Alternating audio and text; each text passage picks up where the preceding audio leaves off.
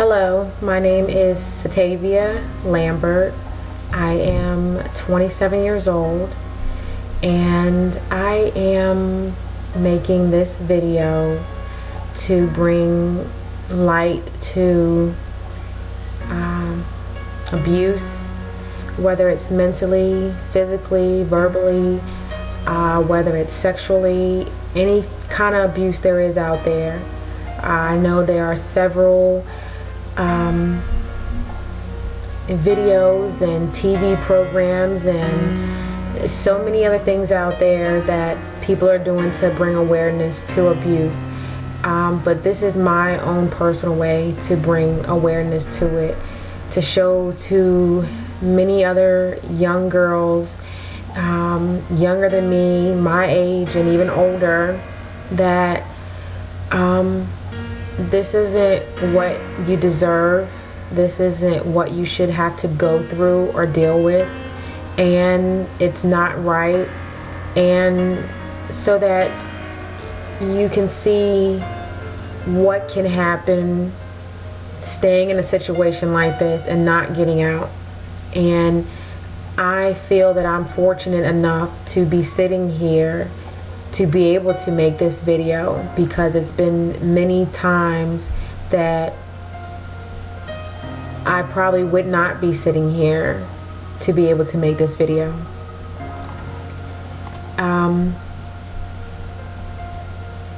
You know, it's something that's hard for me to talk about, to bring up and think about. Making this video isn't going to be easy, and it wasn't easy to put together, to relive all of this, to look at the pictures, to have the pictures a part of this video, and most of all to have others to see these pictures of what was done to me, because that's not what I want people to see, or I didn't want people to see of me looking this way. It's embarrassing and it's hard to be able to post these pictures, but at the same time I feel like I need to and I have to, so that others can see, you know, what could happen to them, if not worse.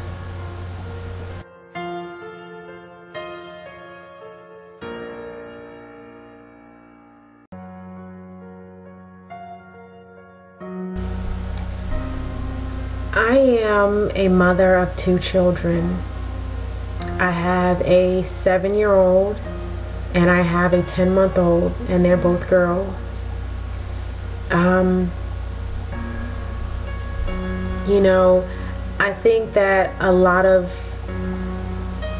you know, females, young girls, we get into relationships because we feel like we need someone, or we want someone there. We feel like we have to have someone there, and that was sort of how I felt. You know, all I ever wanted was a family. I wanted somebody to share my life with, and that's all I could think about. And because I wanted that so badly, it was almost like, you know, I didn't take the time to see or learn much about a person. It was like if they said good things and they sounded good and everything just seemed right, you know, it was like, okay, let's do this. We're in a relationship, and that's how it shouldn't be. And that's what I did with this particular person.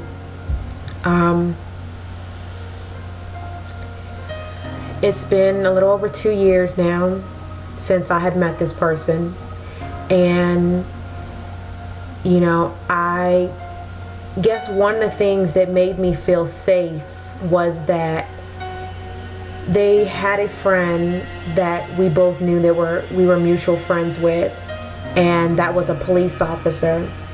And I guess that kind of made me feel confident about this relationship, that I could do this. This would be a good person, because his friend was a police officer. You know, he did, you know, work in, you know, some type of work in that line. And I figured, you know, it was a mutual friend of ours. If this person wasn't good, you know, our mutual friend would have told me or would have said something, you know, to say, you know, well, you don't really want to go this way because of, you know, and he didn't, you know. And that's one thing that I think women, girls, anybody should think about is, you know, whether it's somebody you all share a mutual friend with or anything, whether they're in law enforcement, don't never let that be something to make you feel better or safe with who you choose to be with, because just because they're a police officer doesn't mean, you know, that that's going to make the person you choose to be with a good person. And, you know, I thought that way. You know, we started dating, I think probably 2 days after we met each other. Everything sounded so good, you know, and everything just seemed so perfect. He seemed so sweet, so loving, so kind, so caring. Spent quality time with me, and it was everything I wanted. I don't even think that it was 3 months into the relationship that I started to see a lot of signs of jealousy and control. And it slowly got worse. Anytime you see signs of control and jealousy, it's a relationship you don't want to be in. Nobody should control you, and you shouldn't have to deal with somebody being jealous to the point that they have to control you.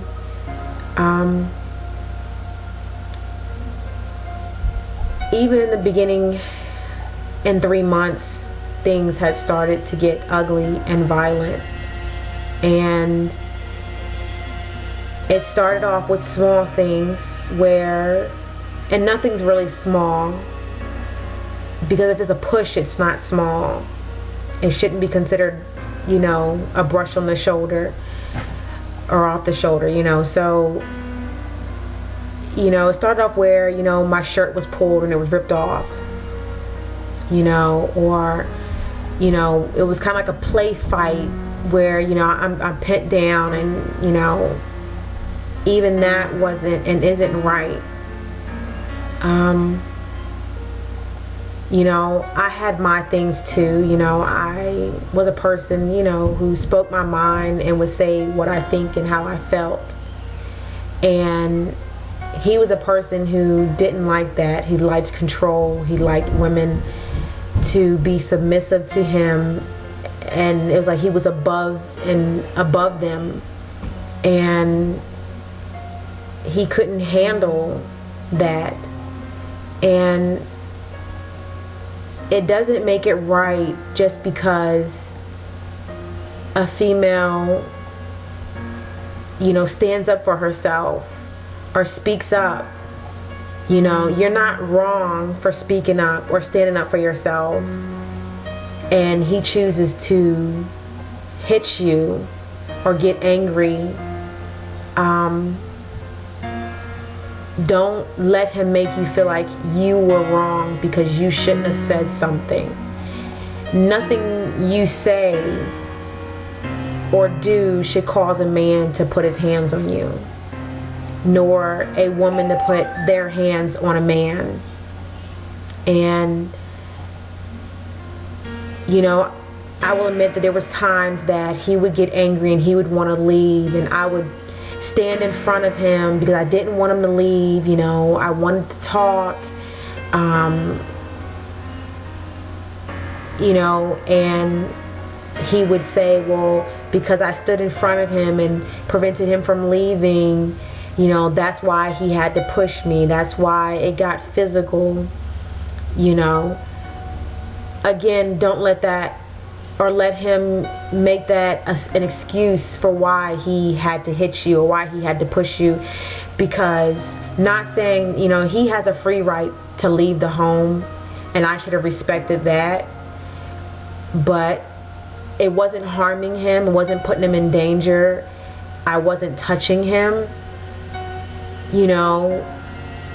So for somebody to get physical, especially with a female that they already know they're more dominant than anyway, it just wasn't right.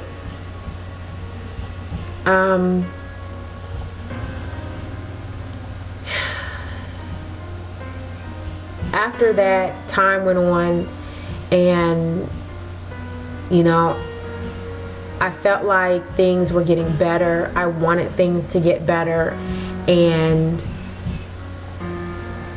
I hoped that things would get better. I loved the person, you know, I felt like they loved me, even with the physical things that were going on. And I tried so hard to make sure I didn't do anything to upset him, you know. And nobody should have to live their life like that, walking on eggshells, you know. You don't want to upset this person. You don't want them to think this. You don't want them to think that. You can't and never will be able to control what somebody thinks. And therefore, you know, don't stress yourself out and punish yourself because you're worried about what they're going to think, and then you're going to be in trouble. And that's how my life started to feel.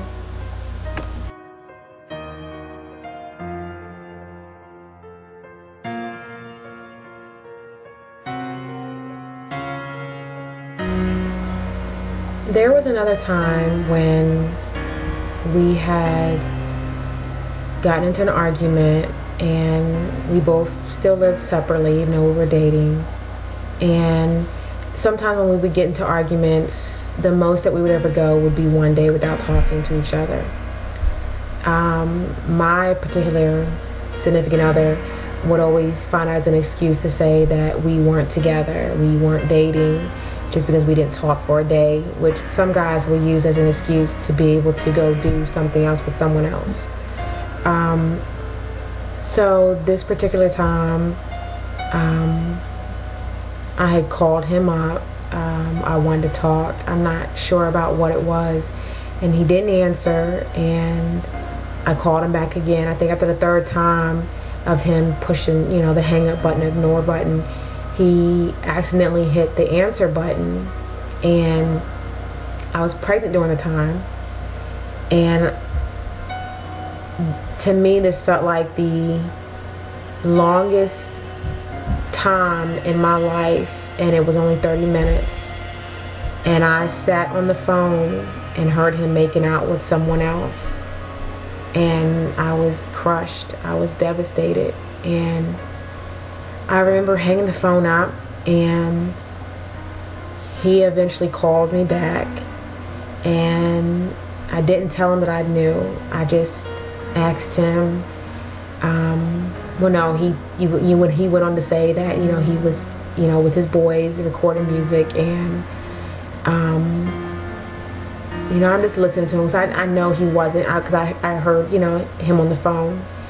So after sitting there just listening to how far he would lie, to go to the extent to say that I can call him, you know, he'll tell you where I was at, you know, don't fall for that, you know. A man that will go to the extent to know that he wasn't really there, but will go to the extent to go and say that he'll call somebody to verify it, is crazy. You know, and it also shows you can't trust the friend that he was going to call, because more than likely his friend that he was going to call, he knows that would have vouched for him and would have lied for him. So I told him that I knew, that I heard him, and I told him that, you know, it was over. And I think not even an hour, he was at my doorstep, and I let him in. I thought everything was fine. actually before that, because I was so hurt and I was upset. I wanted to get back at him, and that was my mistake. And I advise the people, it's so hard not to want to get back at somebody when they've done you wrong, when they've hurt you, especially when you know it. Not that you feel or you think, but you know it. It's hard. And I had sat back for so long not doing anything when he would do things. When he would send me pictures of naked women to my phone, I would just sit back and I would never do anything. And I guess with me being pregnant, I had the hormones and the different emotions going on, and having to be on the phone listening to him, it was enough. And I went on the internet, onto an adult site, and I printed out a picture of a man's lower body half, and something that looked real and believable. You know, you could tell it wasn't, you know, it looked like it was a real picture that somebody snapped in their living room. It wasn't a professional portrait, you know, professional picture. And I sent it to his phone to make him think that, you know, well, I was just with somebody too. And it backfired on me. He showed up at my doorstep. I opened the door, and he immediately grabbed me by my arm and twisted my arm hard behind my back and demanded I show him the picture and what I had done. And I'm standing and I'm crying, and I'm telling him that it was fake, it wasn't real. I got it from the internet, off of a site. And you would think that he would let go of my arm and just say, well, let me see, but he didn't. He held onto my arm, twisted behind my back as tight as he could until I actually could find the picture again. And then he released my arm, and I was in so much pain. And he actually had the nerve to sit beside me and tell me he loved me and he was sorry, and that, you know, he thought that we were over, and we just didn't talk for one day doesn't mean that we're over. And then he made an excuse that, you know, well, when we didn't talk once before, when we had gone, I think maybe a couple of days without talking, he had met someone, and he had made a promise to her that when she came into town they would go spend time together. And in the meantime, him and I had started talking again, and to him, he felt like because he had made that promise to her, even though we were together, he had to go be with her, you know, instead of saying to her that, you know, at the time, me and my girlfriend were not talking to each other, but we are together now. She's pregnant and I can't see you. He decided to go ahead and see her, and that was his excuse for why he did what he did. And to show that how unfair some men can be, where it's like a rule that they can do something but you can't. It was like, you know, here it is, you had just finished making out with some woman, and because you thought that I had done it, you know, when you did it, it was fine, you had an excuse. But the moment you thought that I had, you lost all control and got violent. And the thing is, like, why? You know, you just did it, you know, but that's how some men think that they can do it, but you can't. And never allow someone to put you in that position and make you feel that way. If they can't treat you with the same love and respect that they want, I'm not saying go treat them the same way. Just leave. Leave the situation. Leave the person.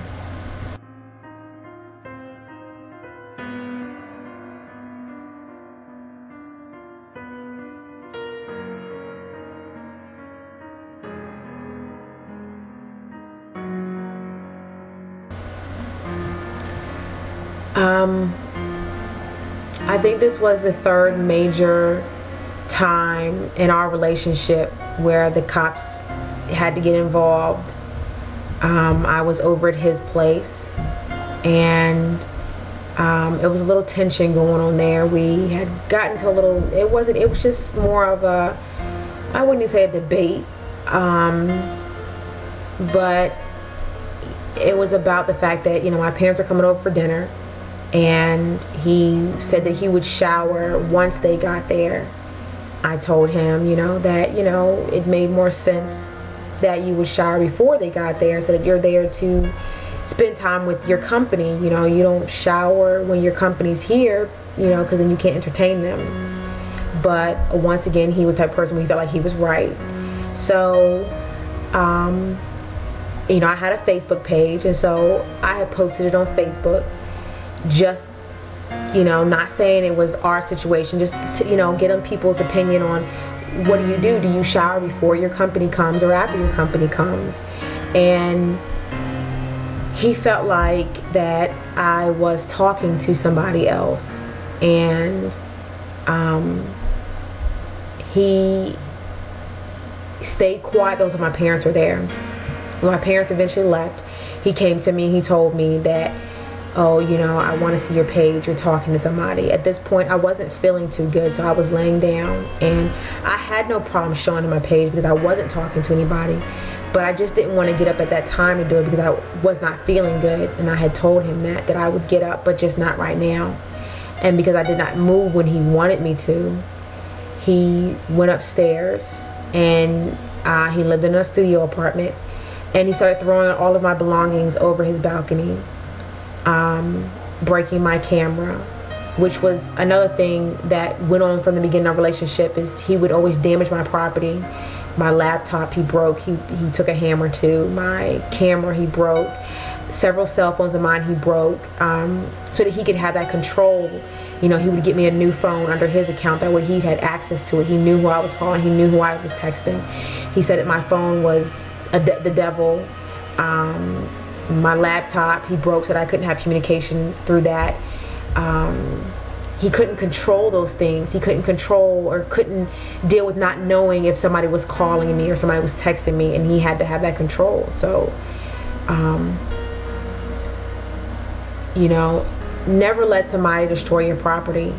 You know, you work too hard for those things for somebody to come and destroy it. But, you know, he started destroying my property, and I tried to gather up my belongings to leave, and once again it got violent and it got physical. My daughter was standing outside of his door, and he shut her outside of the door and locked it. And this is outside of his apartment door. Locked my 5-year-old, 6-year-old outside the door, and he got on top of me, and I'm screaming, and he puts his hands into my mouth to shut me up. He tried to pick me up, and I was pregnant again. You know, I was pregnant. I was, you know, still pregnant this time. He picks me up and attempts to throw me over his balcony, and you know, he eventually stops, and you know, I told him, you know, I just want to leave, and I tried to leave, and he calls the police, you know, and tells them that, you know, he wants me to leave, as if I was the person who was the violent one, who was out of control. And you know, the police were called. The police did come. My hair had been pulled out of my head. I had scratches all over me. I had my shirt ripped. And where I live at, in this particular city, you know, they don't just take one person, they have to take two, you know, both people to the police station if, you know, if both people have scars. And he had a scar on his neck, which was, he got because of the fact that when he tried to throw me over his balcony, I grabbed up towards his shirt to hold on near his neck, and it scratched him. And so to them, that they considered that assault, and even though they said they didn't want to take me, they had to. And it was hard to know that I was going to go to jail, you know, trying to protect myself and my unborn child, and that he would allow me to go to jail knowing what he had done. And I went there, and I was there for 2 days before I got out. And And what did I do? Which is what a lot of women do, is we take them back. And I took him back. You know, we feel like everything's good, everything's going good. By the time the court date comes, we always end up dropping the charges. And I dropped the charges, which is another big mistake we should never do. Even if you do consider or want to be with the person, don't ever drop the charges. Because it's like you're giving them the okay that they can do it again. You're telling them that you're giving them permission to do it again, that what they did wasn't wrong, and that they won't get punished for what they've done when you drop those charges. It also shows that it can show, not saying that you're not, but it can show or make other people think that you're not really scared, or you're not really in danger, or that when the next thing that happens that is serious, they're not going to take you serious. Never drop the charges. I don't care if he proposes to you. I don't care if you propose to him. I don't care if you're pregnant. I don't care what it is. Never drop the charges on a person that is physical with you. Most importantly, you should never go back.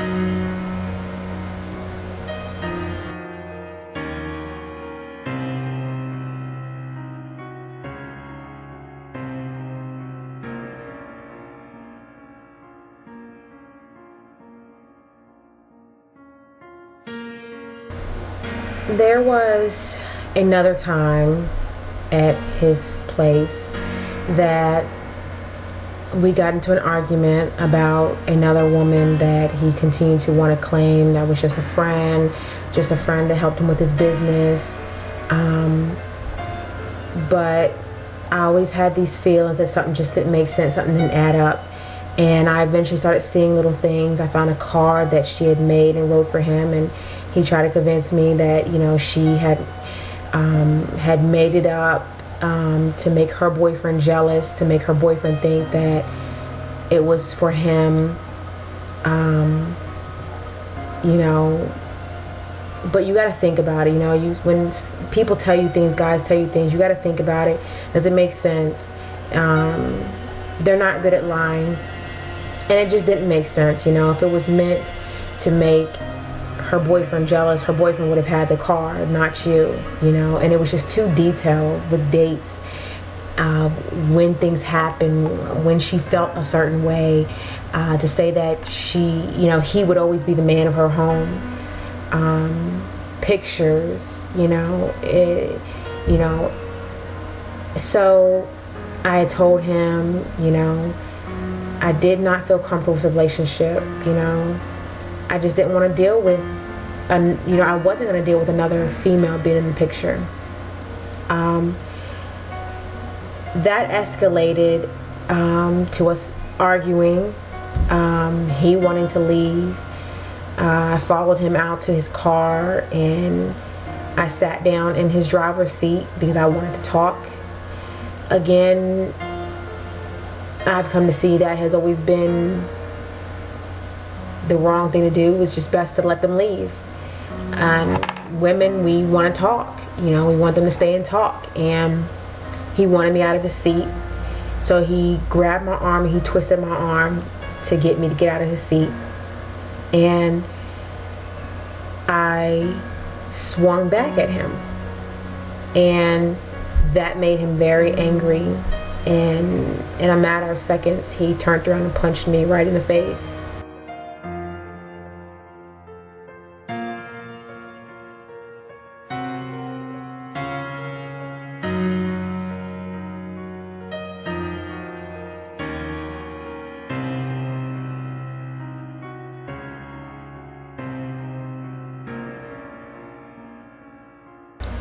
There are several other incidents that have happened, but the most recent and last incident was just this year, June 15th, 2012. And we got to arguing about the same woman. This was after we'd already been married now. And he had told me he wasn't talking to her anymore. And I found out that he was. and we got to arguing. And this time it led to him pulling his gun on me. So from the beginning, it started off with a ripped t-shirt, to a twisted arm, to a punch in the face, to a gun being pulled. I don't and did not want to find out what the next time would be if it went from a t-shirt to a gun. Because like I said, I probably would not be here telling this story. Once again, he made me feel like I was the person wrong. He would say, I'm your husband, you know, how could you call the police on your husband? It was never, well, I'm your wife. How could you pull a gun on your wife? I'm the mother of your child. How could you put a gun on me? It was always about him. Everything has always been about him. And instead of being responsible at the age of 40, there's a 14-year age difference between us. You would think that he would man up and be responsible and take responsibility of his actions and deal with the consequences, because he was arrested and looking at facing jail time now. You know, instead of saying, I put myself in this position, not my wife. I chose to do this. I have to deal with the consequences. He walks out on us. He planned it. He sat back. He saved his money. In a matter of 2-3 weeks, he was saving money, getting money from other people. Got an apartment, was buying furniture, slowly moved the vehicles from the house in 2 days. You know, lying to me, making me think that he had to take one to the shop. And he just left. And it crushed me. Again, I started to blame myself. What did I do? Why did he leave me? And I had to realize that it wasn't my fault. He chose to leave. He made that choice to walk away from his wife and his family because he couldn't be man enough to deal with the consequences of him pulling a gun on me.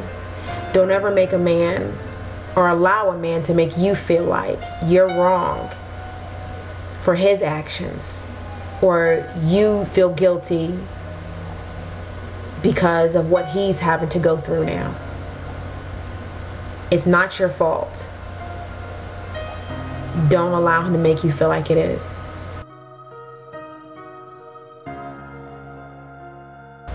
You know, staying in situations like this not only affects you and changes who you are, all the way down to making you the worst person you could ever be. It affects you if you have children. It affects how you are with your children, the time you have for your children, the way you are towards your children. Most importantly, it affects your children. No matter how little or how old they are, it can affect them from the young age that they are now, to how they are in school, to how they handle things, to how they choose to be when they get older, what relationships they choose to be in based off of what they saw growing up and think that's love because you stayed in it, and they choose to make the same mistake. Don't teach your children that this is okay. Don't stay in a relationship. Don't deal with it because you feel like you have children with them. You know, you got to make this work. It's not worth it. You have to think about your children and their future. Please don't put your children through this, because they can even get hurt, not just mentally, but physically. Your children can get hurt, if not worse. There are several cases where the man kills you, the children, and then himself. don't do it. The children are too young to speak up, too young to help, too young to stop any of this. They don't have a voice. They trust you with their lives. Don't let them down.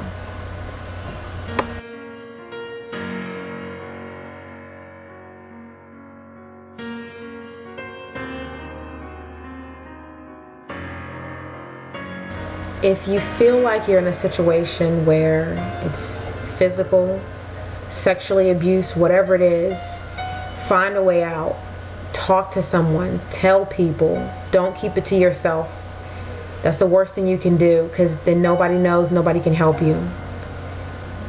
Have an emergency phone that is hidden, that he has no idea about, he knows nothing about. That's what I did. I had a phone that I had hidden, and I always kept it off, so it never, you know, I didn't have to worry about anything. And I gave that number to people, like my mother and my sisters, my dad. That way somebody would have that number in case of, you know, emergency. They needed to reach me, or I needed to call for help, because he would take my phone from me so that I couldn't call. Definitely have a phone that, like I said, you keep charged. And it doesn't have to be a phone through a contract where you're paying a high bill. You can get one of those free phones. If you qualify for it, you can get a free phone in 3 minutes, or get a prepaid phone. Either way, I can't stress anymore how important it is to have a phone.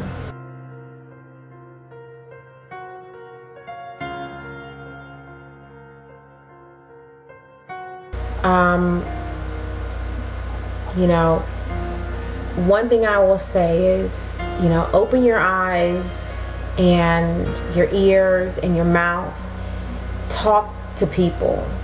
Look for signs from your spouse that they're violent, that they're controlling.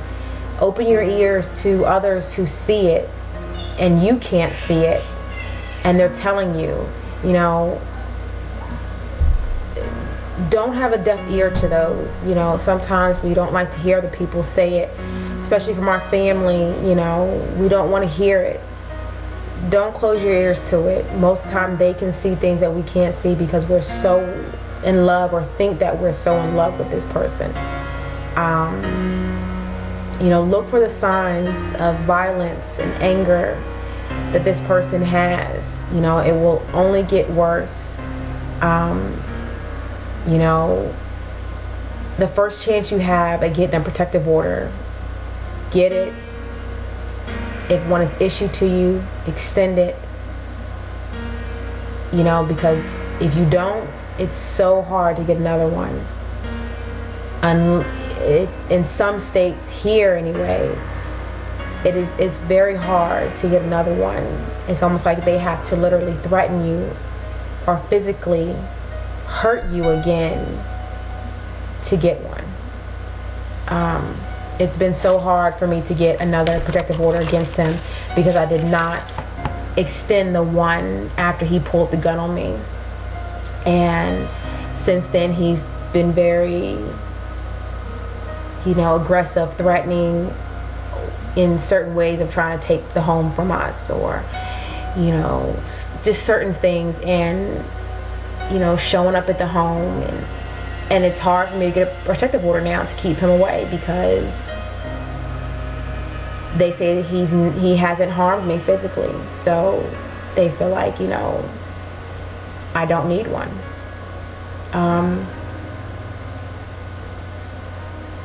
I just pray and ask that young and old, man, woman, girls, boys, anybody being physically abused, mentally, sexually, any kind of abuse, any situation that you don't feel safe in, tell someone. Get out of there.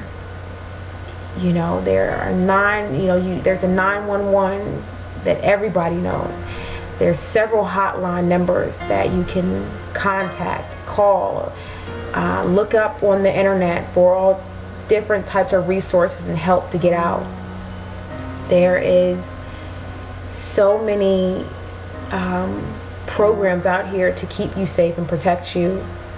If you need somewhere to go, you have even your local social services has a list of numbers to give you if you're in a situation like this that you need to get out of. Don't feel like you're alone. You're never alone. There's always somebody there that can help you, that wants to help you and wants to get you out. Just remember that your life is precious. You're important. You're somebody's child. You're somebody's mother. Your children are important. Give them a chance to live their lives. You know, don't take this from them. Never think that this person is more important than your life or your children's lives. Never.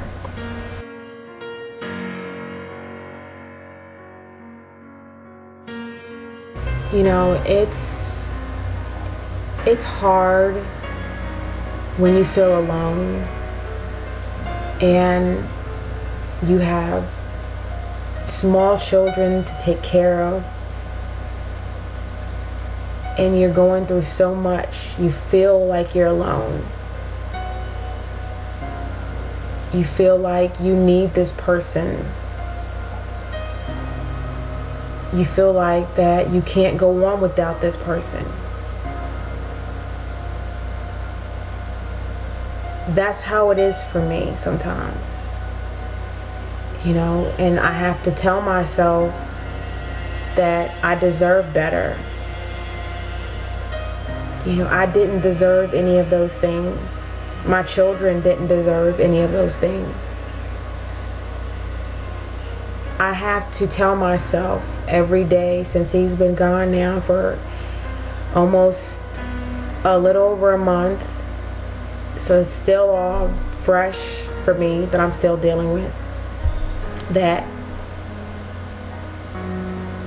was it worth it to keep him? You know, don't cry about it. It hurts and it's painful,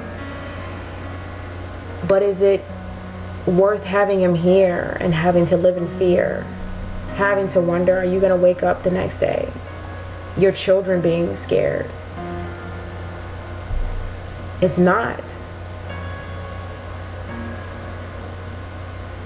You know, I care about this person a lot, and many people may still sit here and think that I'm crazy to care about this person, to love this person.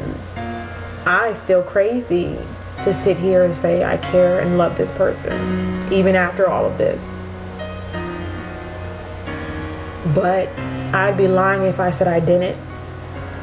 I couldn't sit here and make this video if I'm going to sit here and lie and say that I don't, that I still don't. You know,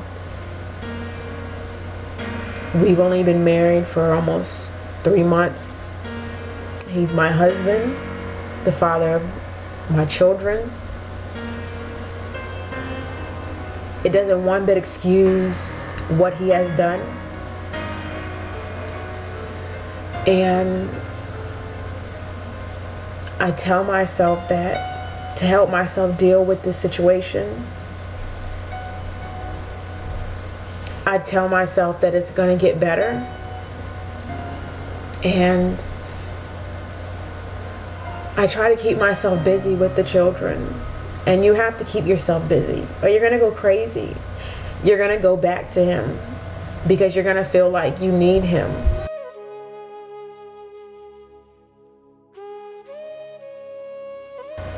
You know, sometimes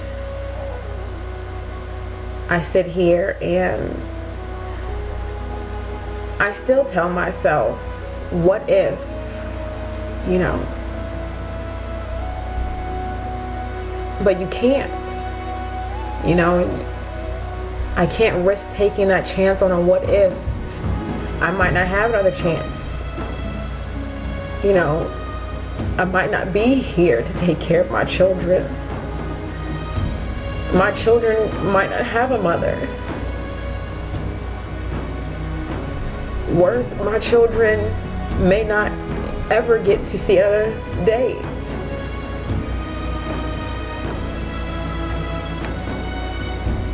You know, I'm not saying I've been perfect in this relationship. I've had my flaws. I know I can be a very mouthy person. I'm a person who speaks my mind. But no matter what or any of that, I don't think I've never done anything that deserved to be punched, slapped, kicked, pushed, or a gun pulled at me. All those things because you're insecure, you're jealous, you have no control, or you've been caught and you get angry.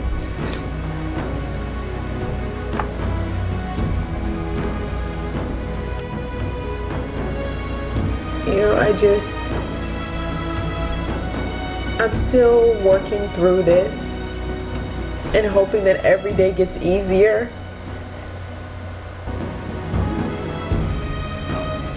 I still sit here and wonder sometimes why did he treat me like this? You know, you sit there and you think about them being with somebody else. You know, we don't want them to be with somebody else because we love them. You can't think like that. She's not going to get anything better than what you got. If anything, she's going to get worse. He's going to be worse than he was with you. And you just have to be thankful that you got out of it.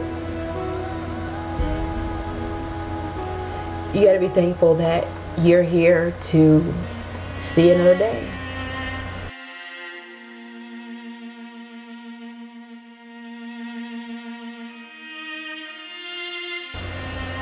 I would like to say to my husband's friends and family that knew the type of person that he was, that knew the violent, angry person that he was, that knew his history with not just me, but with his past relationships, the things that he had done. And you stood by him, not in a positive way to help him, but in a negative way by hindering him and making him feel like that nothing's wrong with him, he doesn't need help, you know, making him feel like, you know, it's okay.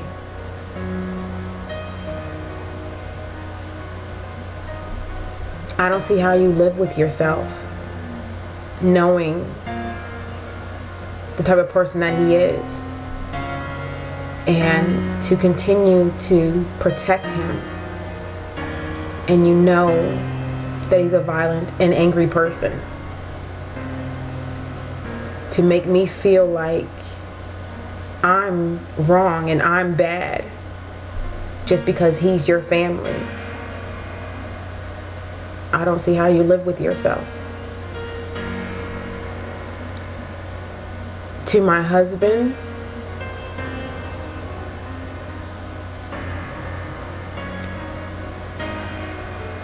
I love you despite all of this, and you should know that because I've stayed despite all of this. I love you. This is a hard time for me, especially with the way that you up and left us because you couldn't handle the consequences of you and your actions. You felt like it was easier to walk away. I want you to know that I'm forgiving you, and that I love you and I care about you,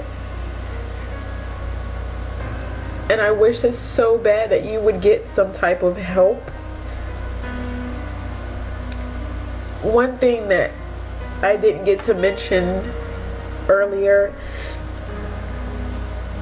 is he wasn't completely just this bad person, you know, which made it hard, I guess, for why I stayed, because he had a sweet side to him. He had a loving side to him. He was affectionate and loving and caring and fun to be around. But he had no control over his anger when he got mad. But I love you. I hope that you can see within yourself that you need help. And for anything that I've done wrong, I ask that you forgive me.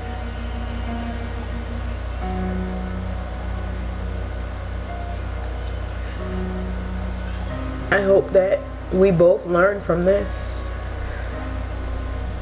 I have learned from this. And I hope that you do too.